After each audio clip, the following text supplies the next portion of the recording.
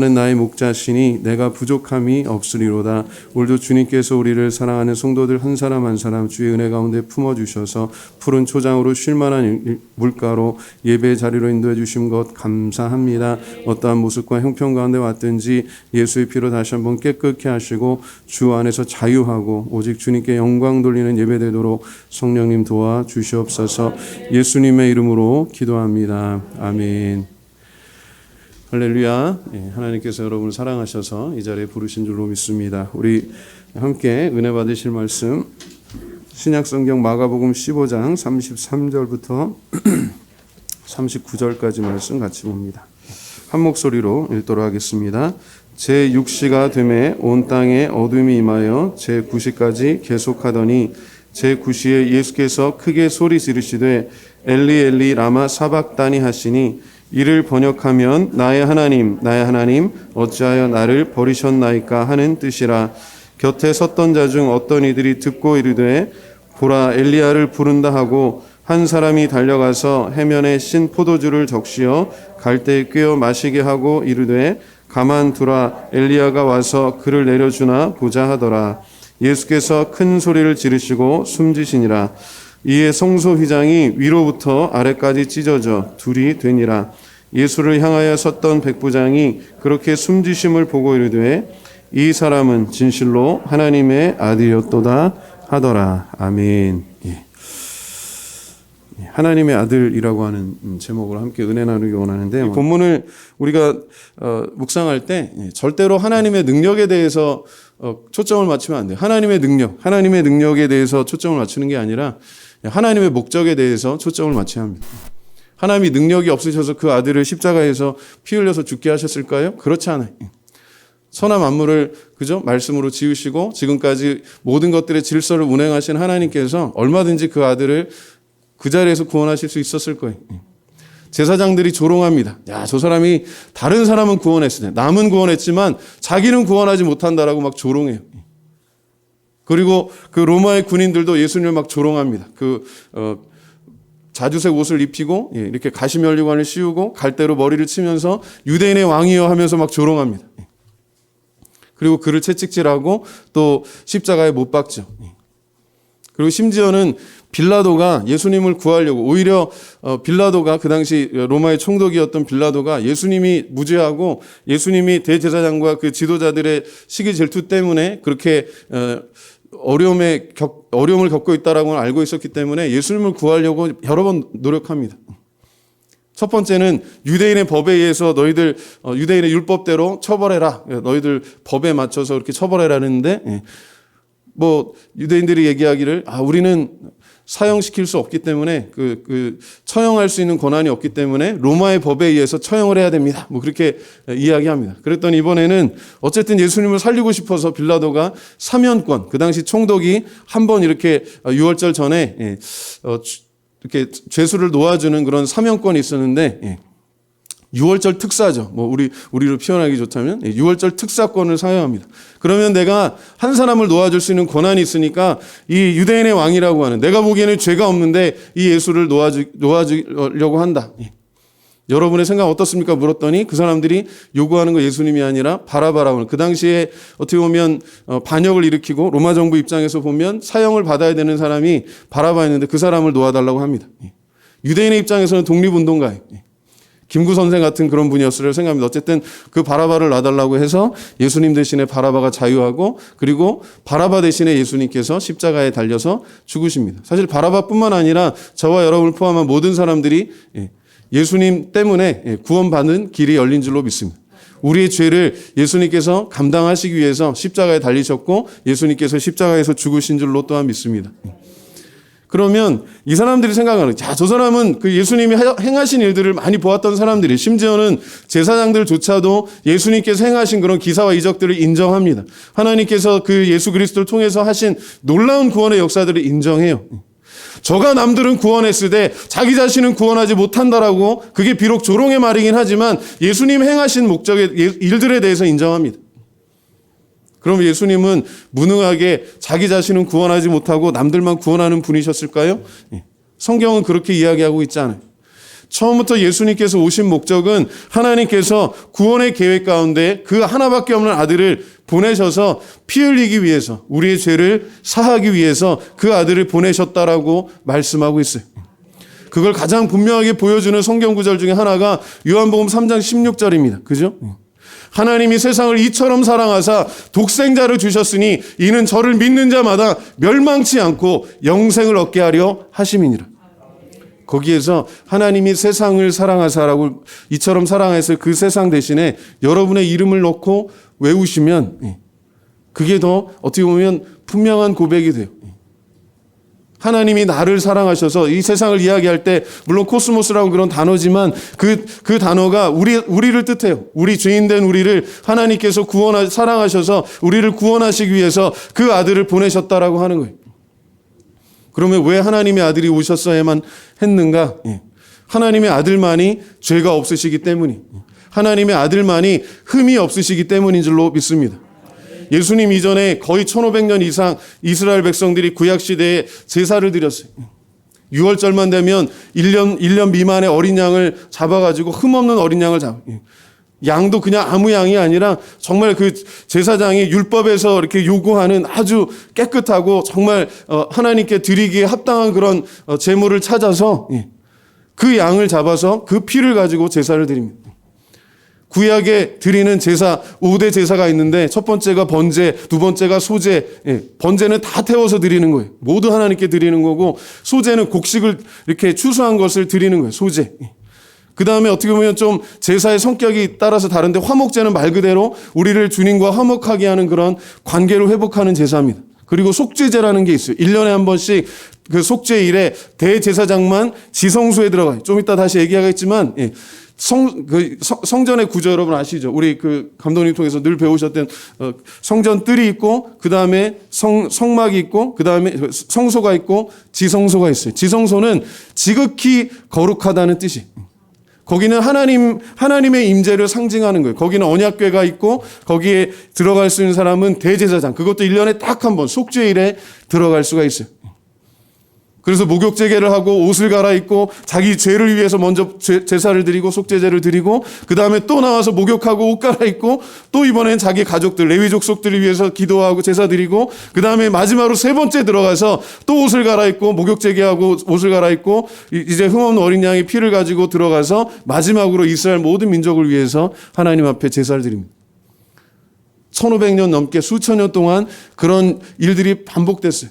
6월절만 되면 또 하나님 앞에 번제를 드리고 하기 때문에 제사를 드리고 하기 때문에 많은 사람들이 거기에 제사물을 바치고 합니다. 제사장들이 하는 일, 중요한 일이 레위인들이 하는 중요한 일이 뭐였냐면 그 제사를 위해서 드려진 양들을 염소 소들을 잡아가지고 하나님께 드리는 거예요. 상상해 보세요. 여러분 발목에 지금 그 동물들의 피가 찰랑찰랑 어떻게 보면 무릎까지 찰 정도로 그렇게 많은 동물들을 피를 드리지만 그것이 우리를 구원할 수 없었다는 거예요. 그것은 상징이에요. 하나님께서 죄값을 치르라는 그런 명령입니다. 피로 죄값을 치르고 피로 그 죄인의 목숨을 대신하라는 거예요. 그래서 구약의 제사는 신약의 예수님이 오실 것에 대한 그림자입니다. 그래서 그 전까지 예수님이 오셔서 이렇게 죽으시기 전까지는 6월절, 나를 기념하는 날이었어요. 예수님께서 오시기 전까지의 그 6월절의 전통을 여러분 아실 겁니다. 그죠?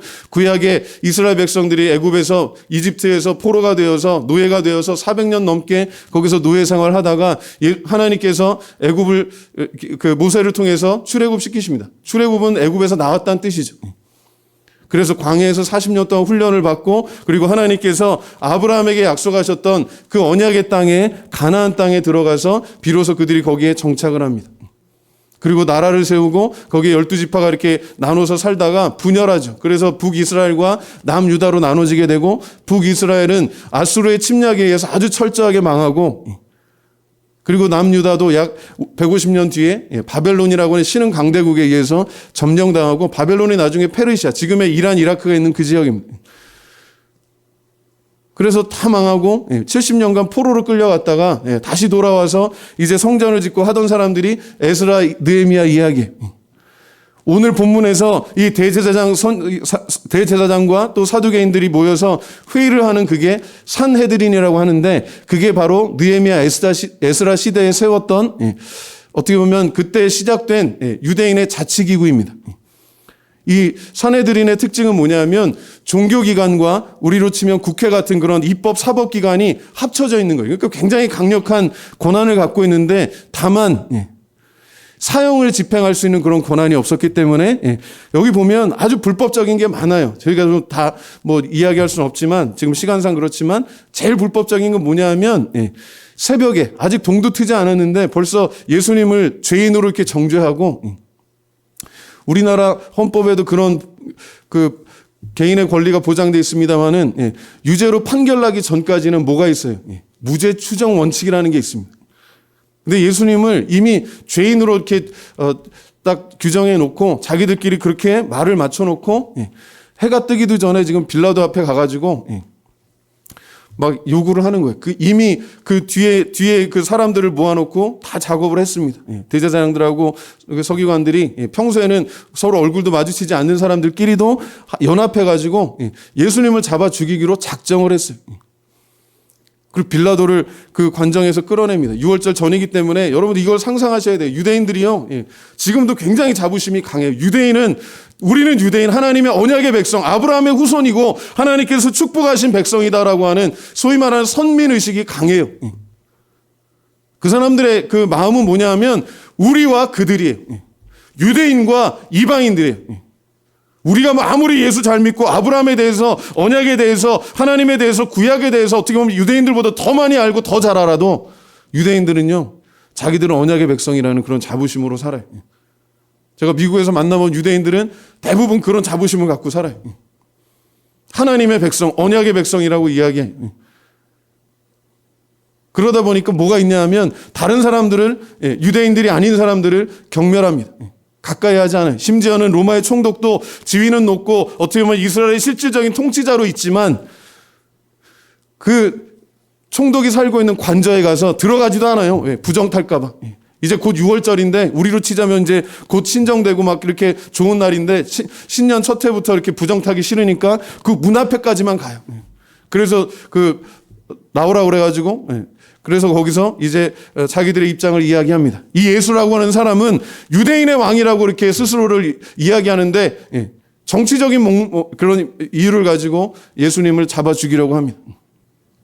그 이면에는 실질적으로는 종교적인 이유가 있어요. 예수님이 유대인의 입장에서 죽은 이유는 하나님의 아들이라고 하는 신성 모독의 발언을 했기 때문이라고 그렇게 해서 잡아 죽이지만 그러나 그걸 종교적인 이유로 죽일 수는 없으니까 정치적인 이유로 교묘하게 그렇게 예수님을 유대인의 왕이라 반역자라 로마 황제에게 반역하는 그런 스스로 이제 왕이라고 이야기하는 사람이다라고 해서 정치적으로 모함을 해서 예수님을 죽이려고 합니다. 이게 종교적인 관점 또 정치적인 관점에서만 보면 예수님께서 그냥 꼼짝없이 이 제사장들하고 그 다음에 빌라도에게 붙잡혀서 죽으신 것처럼 보이지만 성경에서는 또 다른 이야기가 있습니다. 하나님께서 아담과 하와가 타락한 이래부터 어떻게 보면 그 이전부터 구원의 계획을 갖고 계셔서 우리에게 구원하실 그런 길을 열어주시기 위해서 이 날을 기다리신 줄로 믿습니다. 구약에서 구원하실 분이 오실 것이다라고 하는 것을 보여주는 게 6월절 어린 양이에요. 여러분 6월절의 유래를 아실 겁니다. 아시죠? 그런데 좀 설명을 드리자면 유대인들만 유대인이 아니라 이스라엘 백성들만 유독 구원받은 이유는 그들이 뭔가 뛰어나서 그렇지 않아요. 이스라엘 백성들이 하나님 앞에 특별하게 거룩하고 이스라엘 백성들이 하나님 앞에 특별하게 윤리적으로 도덕적으로 또 신앙적으로 뛰어나서 하나님께서 그들을 구원하신 것이 절대로 아니에요. 그리고 이스라엘 백성들이 특별하게 뭔가 문화적인 그런 특별한 창의력이 있어서 그들을 구원한 것도 아니에요. 그리고 그들이 인구가 많아서 뭐 중국처럼 인도처럼 13억, 14억씩 돼서 그래서 큰 나라라서 구원한 것도 아니에요. 하나님께서 그냥 그들을 사랑해 주셨기 때문에 구원받은 줄로 믿습니다. 우리도 마찬가지예요. 우리가 예수 믿고 구원받는 거 하나님의 전적인 은혜입니다.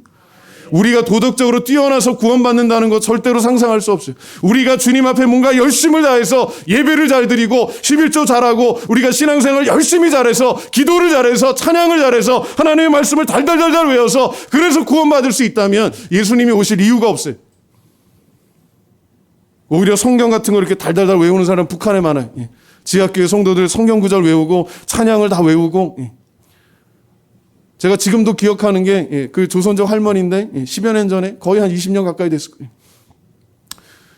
대공원에 이렇게 산책 갈 때마다 이렇게 휠체어 타고 나온 할머니가 있어요. 그분이 조선족이신데 한국에 들어오셔갖고 자녀들하고 같이 이제 들어오셔갖고 한국인으로 이제 귀화해서 그렇게 사세요. 아마 지금쯤은 돌아가셨을 거예요. 그때도 연세가 많으시고 몸이 불편하셨어요. 근데 그분이 예수 믿는 분이었어요.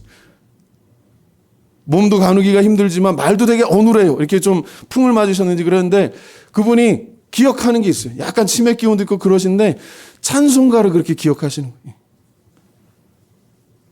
제가 참 그때 은혜 받았어요. 그 자주 뵀거든요. 거기 대공원 가면 여기 앉아서 쉬는 곳인데 거기 늘 앉아 계세요. 그 시간에. 그러면 가서 이제 얘기도 하고 하다가 그런 적이 있는데 제가 참 큰 도전을 받았어요. 야, 그렇게 성경도 외우고 또 이렇게 찬송가도 외우고 북한에는 뭐 더 많은 성도들이 그런다 해요. 지하교회 성도들 성경을 가지고 다닐 수가 없기 때문에 편하게 읽을 수 없기 때문에 그걸 외우고 모여가지고 기도하는 게 어렵기 때문에 아주 비밀스럽게 모이고 그런다고 합니다. 그 성도들이 지금 그래도 그 목숨 걸고 기도하고 하기 때문에 저는 한국을 봐주시고 계시다 저는 생각해요. 지금 개인적으로. 우리가 하나님의 은혜의 빚진 자인 것을 꼭 기억하기를 바라며 누군가 우리를 위해서 기도하고 누군가 우리를 위해서 정말 피 흘리고 누군가 우리를 위해서 눈물 뿌리고 누군가 우리를 위해서 땀 흘렸다라고 하는 것을 기억하고 무엇보다 하나님의 아들 예수 그리스도께서 그 거룩한 피를 우리를 위해서 쏟으셨기 때문에 우리가 구원받을 길이 열린 줄로 믿습니다. 그걸 꼭 기억하고 살아야 돼요. 그 안식일에 그 6월절에 유대인들이 이스라엘 사람들만 구원받은 이유는 그거예요. 하나님께서 그들을 거룩하게 구별하셨어요. 한 가지 방법이 있었는데 그게 뭐냐면 흠이 없는 양이나 염소의 피를 가지고 그 피를 그러니까 염소를 잡을 거 아니에요? 양을 잡을 거 아니에요? 그 잡은 양의 피를 가지고 문설주에 바릅니다. 그러면 그거 하나 때문에 하나님께서 보내신 그 모든 사람들을 죽이도록 명령하신 그 죽음의 천사가 이스라엘 백성들만 그것을 보고 그 문지방을 보고 피 발린 것을 피가 이렇게 발려져 있는 것을 보고 넘어갔다고 그래서 6월절이라고 해요. 우리나라 초대교회 그 초기에 선교사로 오셨던 로스라고 하는 선교사님 계신데 그분이 들어오시면서 이렇게 번역했던 성경이 있습니다. 그래서 로스 성경이라고 하는 로스 성경이라고 하는 그 구절에 보면 특히 요한복음에 보면 신약만 번역하신 분인데 어쨌든 거기에 보면 6월절을 뭐라고 번역을 했냐면 넘는 절이라고 했어요. 넘는 절. 저는 참 기가 막히게 번역을 잘했다고 생각해요. 우리가 6월절 하니까 뭐 5월 다음 6월달인가 생각하는데 그 6월이 아니에요. 넘는 절이라는 뜻이에요. 그리고 아주 어떻게 보면 옛날 그 한글로 번역을 너무 잘했어요. 세례 요한이 예수님을 보고 요한복음 1장 29절에 보라 세상 죄를 지고 가는 하나님의 어린 양이로다. 그렇게 표현하죠. 제가 미국에서 유학할 때 그 로스 선교사님이 번역했던 그 성경의 뭐 원본은 아니지만 사본을 저희 도서관에서 봤어요. 그래갖고 틈 날 때마다 제가 로스 성경을 읽었거든요. 그 요한복음에 보면 그 절 보라 세상 죄를 지고 간 하나님의 어린 양이로다. 그 표현을 어떻게 하냐면 하나님의 양새끼로다. 그렇게 딱 번역했어요. 야, 귀에 그냥 팍팍 꽂히는 거예요. 넘는 절, 양새끼, 그게 그냥 그 옛날 표현이지만 아주 마음에 딱 와닿는 거예요. 하나님께서 죽음의 천사를 그 피를 보고 넘어가도록 하신 게 6월절이에요. 유대인들이 깨끗해서, 유대인들이 훌륭해서, 유대인들이 하나님의 정말 기쁘시게 할 만한 일을 해서 그들이 구원받은 것이 아니라 하나님께서 그들을 일방적으로 사랑하셔서 그들을 구원하기로 작정하셔서 구원하신 줄로 믿습니다. 그래서 그 문설주마다 유대인들이 살고 있는 곳마다 이스라엘 사람들이 살고 있는 집마다 그 피를 바른 곳. 그래서 죽음의 천사들이 그 집을 넘어갔다 그래서 죽이지 않고 넘어갔다 그래서 마지들이 다 죽어가는데 심지어는 양새끼들, 우양들도 다 죽어가는데 가축들도 첫 열매들이 다 죽어가는데 이스라엘 사람들만 구원받았어요. 애굽의 장자들은 다 죽었습니다. 심지어는 바로의 첫 번째 아들 왕자도 죽었어요. 그래서 그것을 하나님께서 구원하신 것을 기념하는 날이 6월절이에요. 1500년 이상 예수님 시대 그 죽으시기까지 거의 1500년 이상을 그렇게 6월절을 기념했습니다. 6월절의 초점은 그전의 초점은 구약의 초점은 그 날이었어요. 6월절 하나님이 우리를 구원하신 날. 그래서 그 고난을 우리가 기억하고 이스라엘 백성들이 그 고난 가운데 하나님이 구원받으신 것을 기억하고 6월절에 먹는 음식이 쓴 나물. 그 다음에 누룩을 넣지 않은, 여러분 빵을 드셔보시면 알겠지만 건빵 같은 거라고 생각하시면 돼요. 왜냐하면 광야에서 이제 여행하면서 오랫동안 보관하고서 먹어야 되니까 누룩을 넣은 빵은 맛은 좋지만 식감은 좋지만 보관하기가 좋지 않아요. 그러니까 그 여행을 위해서 만든, 쉽게 말해서 여러분 군대에서 주는 그런 전투 식량 같은 걸 먹었다고 보시면 돼요. 지금도 6월절을 맞아서 이스라엘 백성들이 그날을 기억하면서 급히 밤에 이제 떠나야 되니까, 새벽에 막 떠나야 되니까 허리띠를 띠고 지팡이를 짚고 쓴나물을 먹고, 그 다음에 어떻게 보면 맛은 별로 없고 식감은 별로 없는 그런 음식을 먹습니다. 그러면서 하나님께서 보내신 메시아를 아직도 기다리고 있어요. 하나님께서 보내신 메시아 예수 그리스도는 2000년 전에 이미 오셔서 십자가에서 못 박히시고 죽으시고 부활하신 줄로 믿습니다. 그래서 유대인들은 지금도 이 구약적인 그런 어떤 제사에 대한 그런 개념이 있지만, 예수 그리스도의 사람들, 기독교인들은 지금 제사를 드리는 것이 아니라 뭐를 드려요? 예배를 드려요. 아까 말씀드려 말했던 구약의 5가지 제사가 있는데, 소제가 있고, 그 다음에 번제가 있고, 소제가 있고, 화목제가 있고, 속죄제가 있어요. 죄를 사하는 겁니다. 그리고 속건제가 있는데, 속건제는 개인적인 죄에 대한 회개를 뜻합니다. 그래서 하나님 앞에 내가 뭔가, 예를 들어서 내가 뭘 훔쳤는데 그게 이제 하나님 앞에 회개하고, 그 다음에 제가 잘못했습니다라고 이렇게 회개할 때 드리는 제사예요. 근데 이 5대 제사를 다 완성하신 분이 예수 그리스도이신 줄로 믿습니다. 그러니까 구약에서는, 그리고 6월절이니 초막절이니 이런 것들이 다 그 절기가 날짜가 중요한데, 그게 하나님 행하신 일들에 대한 이야기예요. 근데 구약의 모든 이야기, 하나님의 구원의 계획, 하나님의 그 사랑의 이야기를 완성하신 분이 예수님의 십자가 사건인 줄로 믿습니다. 예수님께서 십자가에서 그 죄의 모든 요구사항, 죄에 대한 그런 하나님의 율법적인 요구사항, 죄의 삭스 사망이, 죄로 인해서 우리가 다 죽게 됐어요. 성경에서 이야기하는 죄는 뭐예요? 하나님 없이 사는 거예요. 좀 더 구체적으로 이야기하면 하나님 대신에 다른 것을 사랑하는 겁니다. 우상 숭배하는 거예요. 베드로가 어디에서 실패했는가 예수님께서 물으시죠. 내가 이 모든 것들보다 더 나를 사랑하느냐. 똑같은 질문이에요. 우리가 하나님을 사랑하는데, 가장 사랑해야 되는데 하나님보다 더 사랑하는 게 있다면 그게 우상이에요. 그게 나 자신일 수 있고, 내 자녀일 수가 있고, 어떻게 보면 교회일 수도 있어요. 사역일 수도 있어요. 목회자들한테 가장 위험한, 어떻게 보면 우상이 될 수 있는 게 교회예요. 이 예배당이 성전 우상될 수 있고, 어떤 기능적인 것들이 우상될 수도 있어요. 하나님보다 더 사랑하는 것이 우상되는 것을 우리가 깨닫고 경계해야 합니다. 그 무엇보다 예수 그리스도를 가장 사랑하는 그런 복된 성도들 되시기를 주님의 이름으로 축원합니다. 그래서 그걸 점검하는 게 예수님의 십자가예요. 내가 정말 하나님께서 그 무엇보다, 우리가 아직 죄인 되었을 때에 하나님께서 그 아들을 우리를 위해서 주시기로 그냥 작정하신 거예요. 그러면 왜 하나님의 아들이 오셔야만 됐느냐? 죄가 없으시기 때문이에요. 그분만이 유일하게 흠이 없으시기 때문에, 우리의 죄를 다 감당하시고도 남을 수 있는 그런 하나님의 아들이시기 때문에 하나님의 아들이 그분만이 오실 필요가 있는 거예요. 제가 여러분을 대신해서 죽을 수가 없고, 여러분이 저를 대신해서 죽을 수가 없어요. 왜? 우리는 다 각자 우리의 죄 때문에, 우리의 죄로 인해서 하나님 앞에 심판받고 멸망받을 수밖에 없는 존재이기 때문입니다. 아무리 우리가 자녀를 사랑하고, 아무리 우리가 배우자를 사랑하고, 우리가 형제자매를 사랑하고 성도들을 사랑한다 하더라도, 그러나 우리의 사랑이 그들을 구원할 수가 없어요. 오직 하나님의 사랑만이 우리를 구원할 수 있는 줄로 믿습니다. 예수님께서 십자가에 달려서 돌아가실 때 아주 특이한 현상이 있습니다. 초자연적인 현상이라고 이렇게 설명할 수 있는데, 여러분 아마 그 성막을 기억하실 겁니다. 그죠? 감독님께서 늘 설명하셨던 그 성막을 좀 상상하시면서, 성막하고 그 성전하고 같은 개념으로 지었어요. 성막은 말 그대로 사막에서 이렇게 광야에서 40년 동안 이동하면서 다녀야하기 때문에 이동식 예배당이고, 성전은 이제 이스라엘이 가나안 땅에 하나님 주신 그 땅에 분깃이 되는 그 땅에 정착을 했기 때문에, 거기에 이제 영구적으로 지은 건물이 예배당으로 지은 게 성전이에요. 그러나 그 구조와 원리는 똑같아요. 근데 예수님 당시에 이 성전에 있었던 성막은 아마 그 솔로몬 성전 이후에 이게 재건됐기 때문에 정확한 규격은 알 수 없지만, 그 솔로몬 시대 성전에 대해서 연구했던 신학자들에 의하면 그 성소가 있고 지성소가 있습니다.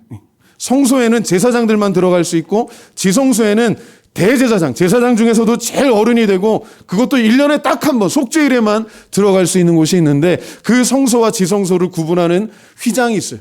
그 휘장이 얼마나 두꺼웠냐 하면 무려 20cm 정도 됩니다. 손으로. 그게 이렇게 여러 겹으로 돼가지고 흰색실, 자색실, 뭐 청색실, 홍색실 해가지고 4가지 색으로 된 그 실을 가지고 여러 겹으로 이렇게 돼 있어요. 그거를 이렇게 여러 겹으로 또 겹쳐서 만들었는데 솔로몬 성전에 그 당시에 이제 뭐 여기는 헤롯이 다시 지은 성전이기 때문에 똑같다라고 이해할 수는 없지만 솔로몬 성전을 기준으로 얘기하면 높이가 무려 그 휘장의 높이가 18m 그리고 그 넓이가 8m예요.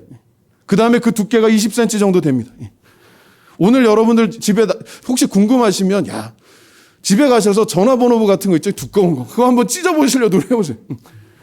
가끔 보면 왜 힘센 분들 나와가지고 차력사들 같은 거 나와가지고 전화번호부 같은 거 막 이렇게 어떻게 찢는 거 보면서 정말 대단히 힘이 세다 그러는데 그거는 사람이 도저히 손으로 어떻게 찢을 수가 없는 그런 규모예요.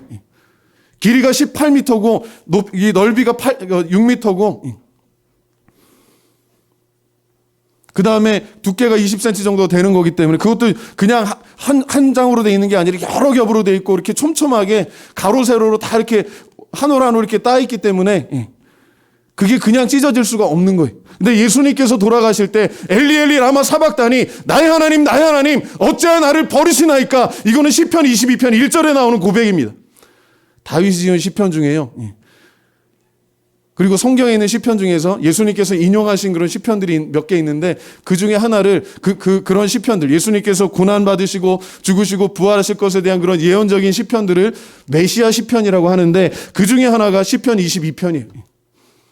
그 뒤에 보면 자기의 원수들이 이 시편 기자의 속옷을 이렇게 전리품처럼 이미 죽은 사람 취급하고 전리품처럼 그 속옷을 이렇게 빼앗는 그런 이야기도 나옵니다.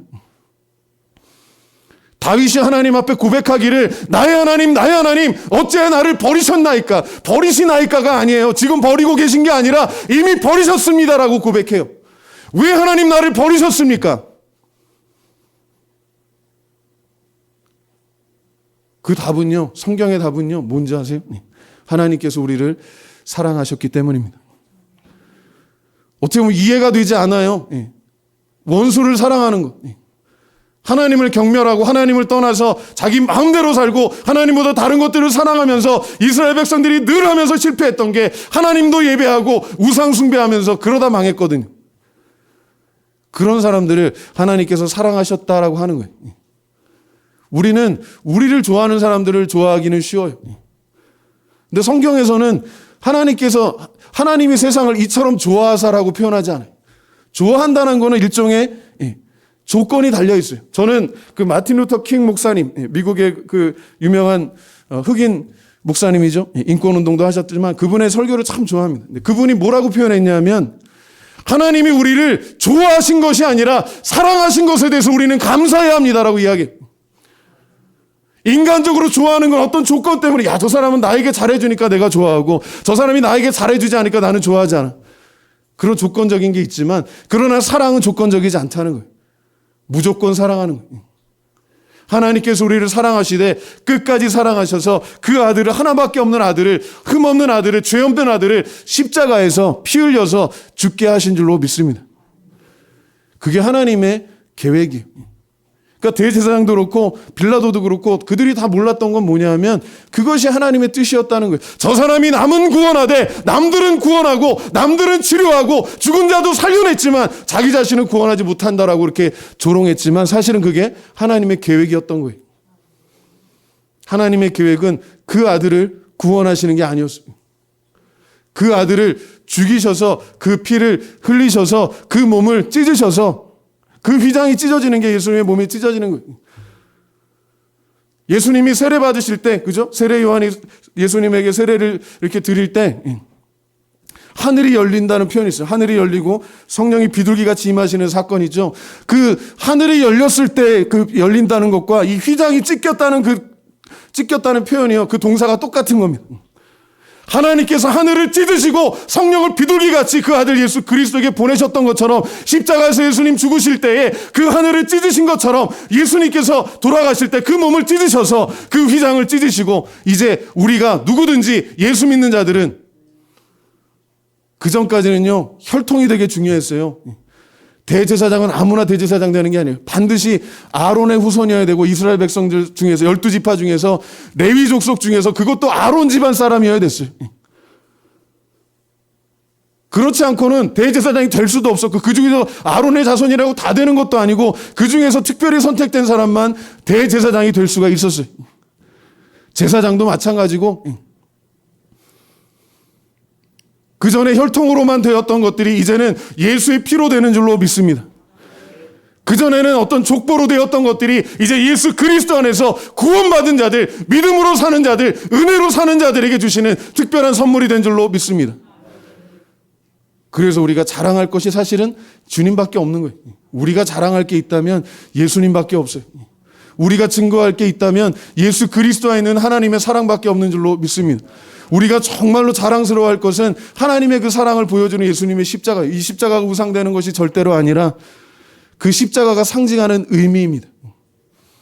그래서 1500년 동안 이루어졌던 그 6월절, 그 날을 기념했던 게 이제 예수님을 통해서 어떻게 돼요? 그리스도와 연합하는 것. 우리가 성만찬이 중요한 이유가 바로 그겁니다. 세례도 마찬가지. 우리 기독교에서, 개신교에서 딱 성경적으로 인정하는 두 가지 성찬이, 그 성례식이 있는데 첫 번째가 세례식이고 두 번째가 성만찬입니다. 세례의 의미는 죄 씻음 받는 것에 대한 그런 구원의 은혜에 대한 것이고 그리고 구약의 그 할례와 더불어서 이렇게 믿음의 사람들, 하나님의 은혜로 구원받는다는 것을 상징하는 것이기도 해요. 그리고 6월절에 이렇게 6월절을 대신하는 6월절을 어떻게 보면 완성하신 예수님께서 우리에게 명령하신 게 있는데 그게 뭐예요? 나를 기념하라라고 말씀하셨어요. 6월절을 기념하는 게 아니라 예수님께서 죽으신 날을 기념하는 것이 아니라 예수님 자체를 기념하라는 거예요. 그래서 옛날 교회는 이렇게 나무로 된 탁자에 성만찬 같은 거 이렇게 할 때 여기 나를 기념하라 이렇게 써 있었어요. 예수님을 기억하고 예수님의 그 행하신 것을 그 후대에게 전하라는 그런 뜻이기도 합니다. 하나님이 행하신 위대한 구원의 일을 그 역사를 경험하고 증거하는 그런 복된 성도 되시기를 바랍니다. 예수님께서 십자가에서 죽으실 때 그 휘장이 찢기심으로 이제는 그 전까지만 해도 대제사장이 1년에 한 번씩 흠없는 어린 양을 가지고 가야 됐는데 이제는 예수님께서 친히 대제사장이 되셔서 영원한 대제사장이 되셔서 그리고 첫 번째는 그 의미를 했어요. 영원한 대제사장이 되시고 두 번째는 영원한 흠없는 어린 양이 되셔서 자기의 피를 가지고 하나님 앞에 나아갈 수 있도록 그 길을 열어주신 줄로 믿습니다. 누구든지 예수 믿으면 구원받는다는 게 거기에 있어요. 누구든지 구원받는데 아무든지 구원받지만 다 구원받는 게 아니라 뭐예요? 믿는 자에게 구원의 은혜를 주시는 줄로 믿습니다. 그 믿음도 하나님의 선물이에요. 내가 믿는다 착각하지 않고 하나님의 은혜로 구원받은 것에 대해서 감사하고 이 믿음 주님이 또 지켜주시고 인도하십니다. 여러 가지 방법이 있겠지만 성령께서 인치시고 그리고 성도들을 통해서 교회에서 신앙생활하면서 우리의 신앙이 굳건해지고 성장해 가는 줄로 믿습니다. 이렇게 아름답게 꽃들이 피는 것처럼 뿌리가 살아있기 때문에 꽃이 피는 거예요. 하나님께서 우리 삶의 뿌리를, 믿음의 뿌리를 예수 그리스도 안에서 그 풍성하신 사랑 가운데 붙잡아 주시는 줄로 믿습니다. 이 예수님의 십자가 사건이 왜 중요해요? 그 전까지 6월절 날을 기념하는 것, 절기를 기념하는 게 중요했지만 이제는 구원하신 예수 그리스도를 기억하는 거예요. 그게 중요합니다. 성만찬을 기억하는 거, 성만찬 사건, 그 다음에 우리 그 세례하는 것이요 의미가 똑같아요. 한마디로 이야기하면 예수 그리스도와의 연합입니다. 예수 그리스도와 연합해서 죄에 대해서 죽는 줄로 믿습니다. 그리고 하나님의 구원의 은혜에 대해서 부활하는 거예요. 물에 들어갈 때 죄에 대해서 죽고 나올 때 하나님의 의에 대해서 다시 사는 것을 상징합니다. 그래서 침례를 보통 이렇게 권장하는데 저희는 좀 그런 여건이 되지 않기 때문에 물 세례를 드립니다마는 그 의미는 똑같아요. 예수의 피로 죄 씻음 받고 구원받았다라고 하는 고백이 그 물이 푹 잠겼느냐 아니면 물을 뿌렸느냐, 그거를 3번 뿌렸느냐, 성부와 성자와 성령의 이름으로 3번 뿌렸느냐, 1번 뿌렸느냐, 얼만큼 뿌렸느냐가 중요한 게 아니라 예수가 그리스도시고 하나님의 아들이신 것을 고백하는 그 믿음의 고백이 중요한 거예요. 그래서 구원받은 자에게 주시는 은혜는 감격과 기쁨입니다. 그리고 구원받은 사람들이 혼자만 기뻐하지 않아요. 이 기쁜 소식. 그래서 복음이 기쁜 소식이, 복 있는 소리. 세상 가운데 죄 가운데서 하나님 사랑하지 않고 우상 숭배하다가 영원한 불련못에 던져질 그런 심판 가운데, 이미 심판 가운데 있는 죽어있는 영혼들을 주님께서 사랑하셔서 우리 예수 그리스도를 통해서 그들을 구원하실 길을 열어주신 거예요. 그것을 증거하도록 교회와 성도들을 세우시고 사용하시는 줄로 믿습니다. 그래서 나를 기념하는 게 아니라, 절기를 기념하는 게 아니라 예수 그리스도를 기념하는 거예요. 그리고 이제는 더 이상 어떤 성전 이런 건축이나 이런 것들, 이거는 필요를 위해서, 우리 성도들의 편의를 위해서 우리가 사용하는 공간이지 예루살렘 성전 같은 그런 개념이 아니에요. 오히려 성령께서 임하셔서 사도 바울이 이야기하는 것처럼, 그리고 초대교회 사도들이 이야기하는 것처럼 우리가 하나님의 거룩한 성전인 줄로 믿습니다. 성령께서 우리 안에 거하시고 우리가 주님 앞에 예배할 수 있도록 감화감동하시는 성도 한 사람 한 사람이 하나님의 거룩한 백성인 줄로 믿습니다. 왕같은 제사장인 줄로 믿습니다. 그리고 하나님의 택하신 족속인 줄로 믿습니다. 그래서 여러분이 성전이, 여기는 그냥 예배당이, 예배를 드리는 집이에요. 예전에는 목욕탕이었고 지금은 예배당으로 쓰이지만 나중에는 또 뭐 다른 데로 하나님의 계획이 있으면 다른 걸로 쓰일 수도 있는 공간이에요. 이 물리적인 공간이 중요한 게 아니라 지금 성령께서 임하시고 성령께서 다스리시고 하나님의 나라의 통치가 있는 여러분의 심령이, 여러분의 영혼이 하나님께서 거하시는 예배당인 줄로 믿습니다.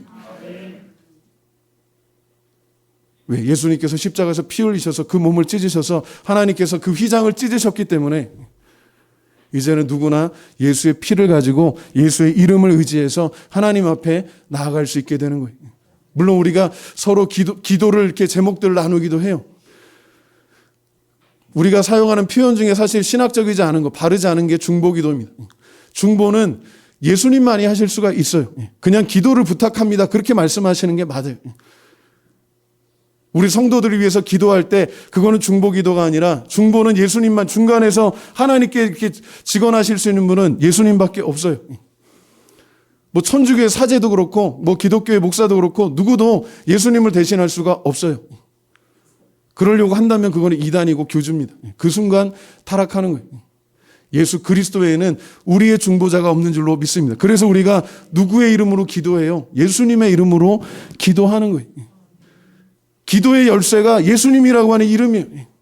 왜? 예수님께서 2000년 전에 다 이루신 사건, 다음 주에 보겠습니다만 무엇을 다 이루셨는가? 하나님의 구원의 계획을 다 이루신 줄로 믿습니다. 이전에 있었던 모든 죄들이 사라질 뿐만 아니라 이후에 있는 죄까지도 주님께서 다 감당하신 것을 믿어요. 그리고 단번에 영원히 우리의 모든 죄를 사하신 것을 믿는 거예요. 우리가 부족해도, 우리가 연약해도, 우리가 정말, 제가 자신이 보기에도 정말 한심해 보인다 하더라도, 그러나 위대하신 하나님, 우리를 사랑하신 하나님, 우리를 구원하신 그 하나님이 예수 그리스도를 통해서 우리를 긍휼히 여겨주시고 거룩하게 의롭게 만들어 가시는 줄로 믿습니다. 그래서 우리가 감사하는 거예요. 주님께서 주신 은혜에 감사해서 이제는 더 이상 제사를 드리지 않고 어떻게 해요? 예배를 드리는 거예요. 천주교는 아직도 미사, 제사를 드려요. 예수님이 아직도 십자가에 달려있고, 예수님이 아직도 그 동정녀 마리아의 품에 안겨있고, 예수님이 아직도 그 무덤에 있고, 그거는 성경적인 이야기하는, 예수님은 요람에 있지도 않고, 마리아의 품에 계시지도 않고, 십자가에 달려 계시지도 않아요. 왜? 죽으시고 부활하셨기 때문에. 무덤에도 계시지 않아요. 지금은 승천하셔서 하나님 보좌 우편에 앉으셔서 우리를 위해서 중보하시고, 우리를 위해서 성령을 보내주시는 줄로 믿습니다. 그래서 우리가 그 은혜에 감사해서 구약의 5대 제사 이제 더 이상 드리지 않아요. 구약의 3대 절기 더 이상 지킬 필요가 없어요. 예수 그리스도 안에서 우리가 하나님의 은혜로 말미암아 감사로 예배하는 겁니다. 그리고 안식일이 아니라, 유대인들이 지키는 토요일 안식일이 아니라 아직도 안식일 지키면서 메시아를 기다리는 유대인들처럼 그렇게 거룩하게 안식일을 지키는 것이 아니라 우리는 안식 후 첫날, 예수님이 부활하신 날을 기념해서 주일날 모여. 그래서 명칭도 주일이라고 합니다. 우리 한글로 표현하는 게 주일이 너무나도 좋은 표현이에요. 주님의 날이라는 뜻이에요. 주님이 우리를 구원하신 날이라는 뜻도 있고, 주님이 부활하신 날이라는 뜻도 있고, 주님이 행하신 위대한 구원의 역사를 기념하는 날이라는 뜻도 있어요. 그리고 모든 주권이 하나님의 손길 가운데 있다라는 그런 뜻도 있습니다. 그리고 우리가 주님과 연합한다는 거예요. 그리스도와 연합한다는 것이요, 얼마나 훌륭한 일입니까? 그래서 마틴 루터나 존 칼빈 같은 그런 신학자들은요, 십자가 사건을 이야기하면서, 죄송합니다. 영어 한마디만 할게요. Wonderful exchange라는 그런 표현을 썼어요. 놀라운 맞교환이라는 뜻을 그렇게 이야기했어요. 왜? 예수님께서 우리를 대신해서, 우리가 죄인 되어서 우리가 죽었어야 되는데 우리를 대신해서 죽으셔서 우리의 죽음과 예수님의 생명을 맞바꿨다는 거예요. 우리가 죄인 되어서 하나님부터 영원히 단절되고 하나님부터 영원히 멸망될 수밖에 없는 그런 존재인데 이제 하나님의 자녀가 되었다는 거예요. 사망에서 생명으로, 영원한 저주에서 영원한 축복으로 주님과 맞교환을 받은 거예요. 그래서 우리가 감사하는 거예요. 그래서 우리가 기뻐하는 거예요. 그래서 우리가 이 기쁜 소식을 증거하는 거예요. 그것을 하도록 성령께서 도우시는 줄로 믿습니다. 그래서 이전에 절기를 기억하지 않고 그 모든 것을 이루신 예수님을 기억하고 감사하는 거예요. 그리고 그 모든 것을 행하신 예수 그리스도를 통해서 그 모든 구원을 행하신 하나님을 찬양하는 거예요. 그리고 마지막으로 한 가지 남아있는, 아직 이루어지지 않았지만 이제 마지막 구원의 단계에서 하나님께서 계획하고 계시고 예언하고 계시고 말씀하고 계신 게 요한계시록에 나오는 어린 양의 혼인잔치. 흠 없으신 어린 양, 그 모든 사망의 권세를 이기시고 부활하시고 승천하셔서 주님의 그 구원의 때가 차기까지 기다리시다가 다시 오실 하나님의 어린 양 예수 그리스도와 연합해서 정말 거룩하게 구원받고 믿음으로 사는 성도들이 결혼하는 것, 그 혼인을 표현하는 것, 주님과 온전하게 하나 되는 것을 상징합니다. 주님께서 오실 날이 더 가까운 줄로 믿습니다. 어린 양이 혼인잔치에 초대되는 건요, 아까도 말씀드렸지만 우리가 힘이 세서 그렇게 막 전화번호 이렇게 막 찢는 그런 힘이 있어갖고 구원받는 게 아니에요. 돈이 많아가지고 뭐 계좌에 얼마가 꼽혔는지, 그 빌 게이츠 같은 사람은요, 뭐 10,000원짜리 떨어지면 안 죽는다 그래요. 왜? 그 죽는 시간에 벌써 더 많이 번대. 그냥 웃자고 하는 얘기. 진짜로 안 죽는지는 제가 못 봤지만 그 구부리는 시간에 이미 자기 통장에 돈이 계속 찬다는 거예요. 그렇다고 구원받지 못해요. 그리고 우리가 지적으로 뛰어나고 막 창의력이 뛰어나고 뭐 좋은 작품들을 만든다고 해서 그걸로 구원받지 못해요. 그렇다고 뭐 울어도 구원받지도 못하고요. 저희 할머니, 돌아가신 할머니 부르셨던 찬양 중에 울어도 구원 못 받고요. 힘이 있어도 구원 못 받고요. 오직 뭐예요? 믿으면 하겠네. 예수 믿으면 구원받는 줄로 믿습니다. 예수가 그리스도시고 하나님의 아들이시고 우리를 구원하신 구주인 줄로, 그리고 앞으로 오실 심판주요 왕이신 줄로 믿습니다. 그것을 성령께서 증거하세요. 그래서 우리가 더욱더 이 시대에 예수 그리스도를 사랑하고 예수 그리스도를 자랑하고 예수 그리스도를 증거하는 그런 복된 성도 되시기를 주님의 이름으로 축원합니다. 우리 다 같이 한번 이 시간 통성으로 기도하실 텐데, 정말 주님의 은혜를 의지합니다. 우리의 왕 되신 주님, 다시 오실 주님을 고대하면서 이 땅을 살아가면서 이 천국의 구원의 기쁨을 우리가 살아낼 수 있도록 주님 성령님 도와주시옵소서. 한번 통성으로 기도하고 마치겠습니다. 할렐루야. 사랑의 하나님 감사합니다. 우리가 너무나도 연약합니다. 너무나도 부족합니다. 주님께서 그러나 우리를 사랑하셔서, 우리를 일방적으로 사랑하셔서, 우리를 일방적으로 불쌍히 여겨주셔서, 일방적으로 긍휼하게 여겨주셔서 우리를 구원해 주신 것을 참으로 감사합니다. 오늘도 예수의 피가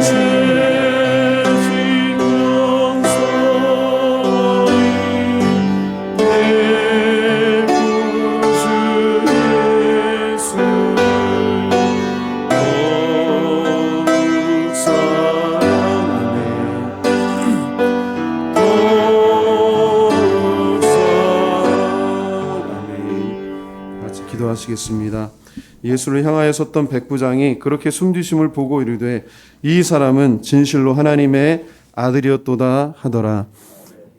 주님 감사합니다. 하나님의 아들 죄 없으신 흠 없으신 예수 그리스도께서 오셔서 우리를 대신해서 우리 자리에서 피 흘리시고 죽으셨습니다. 그리고 사망 권세 이기시고 부활하셨습니다. 지금은 승천하셔서 하나님 보좌 우편에서 우리를 위해 중보하시고 성령을 보내주셔서 우리가 이 땅에 믿음으로 살아가게 하시다가 이제 주님의 약정한 때에 주님께서 다시 오셔서 이 땅을 심판하시고 구원을 완성하신 것을 믿습니다. 우리가 예수의 이름으로 구원받아서 예수의 피로 인치심 받아서 성령으로 인치심 받아서 그 어린 양의 혼인잔치에 들어갈 수 있는 구원의 길 주신 것을 참으로 감사합니다. 여전히 부족하고 연약하지만 주님의 은혜와 능력으로 붙잡아 주셔서 천국 가는 그날까지 그리고 주님 다시 오시는 그날까지 이 기쁜 구원의 소식 잘 증거할 수 있도록 무엇보다 주님을 사랑하고 무엇보다 주님을 자랑하는 그런 복된 성도들 되게 하여 주시옵소서. 이 귀한 믿음을 가지고 주님 앞에 아름다운 헌금을 드립니다. 정말 아벨의 제사와 같이 주님께서 기뻐 받으시는 그런 믿음의 고백 되게 하여 주시고 정말 여러 가지 어려운 상황 가운데 이렇게 귀한 예물을 드리는 손길마다 하나님 축복하여 주시고 혹시라도 없어서 못 드린 손길이 있더라도 물질뿐만 아니라 우리의 삶을 주님께 아름답게 드릴 수 있도록 주님께서 우리 사랑하는 성도들 축복하여 주시옵소서. 우리 또 몸이 불편한 분들도 있습니다. 주님께서 치유해 주시고 회복하여 주시기를 원합니다. 또 여러 가지 기도의 제목들이 있는 주의 종들이 있사오니 기억하여 주시고 주님의 때에 주님의 방법대로 응답하여 주시옵소서.